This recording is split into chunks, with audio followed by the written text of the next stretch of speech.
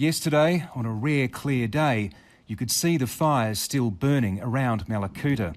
Today, it was back to the usual blanket of smoke they've been living in for 2 weeks. I think they should just water bomb that fire and try to get it out so that the smoke doesn't blow over to the town. But the aircraft are just too busy fighting other fires in the state. Living in a constant smoke haze is just one of the challenges facing this town, now almost completely isolated from the outside world and likely to remain so for weeks to come. The isolation touches everything.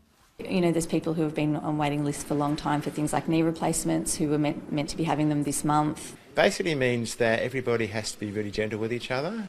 The people who lost these homes and evacuated can't get back, nor can the holiday makers who dropped their camping gear and ran. The few who stayed on have been offered a chance to leave in an escorted convoy north tomorrow. Most are taking it, realising the highway west is going to stay shut for a long time yet. And if it was going to open any time in the next week or so, I'd have waited that out, but it's not feeling like it, so. For the residents who remain, supplies are being brought in by armoured military convoys, the only safe way to travel the closed Princes Highway. Some supplies are coming in by air, but it's unreliable. Today, the smoke was just too thick for planes to land. You know, even in the short time that I've been here, my eyes have really started to sting, so you can imagine what it must be like to live in this for 2 weeks. Wearing these masks is really annoying, but it's really important, not just because of the smoke, but because there could be things like asbestos flying around.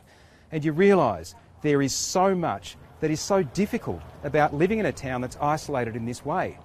Things like the mail. There's been no post in or out of Mallacoota since the 27th of December, and no one knows when it's going to start again. Mallacoota is used to being remote, by Victorian standards anyway. And if anything, that's what will get them through. We've learned to look after each other. That's what we do here. This disaster has pushed this town to the edge. It's going to be a long way back. Ben Knight, ABC News, Mallacoota.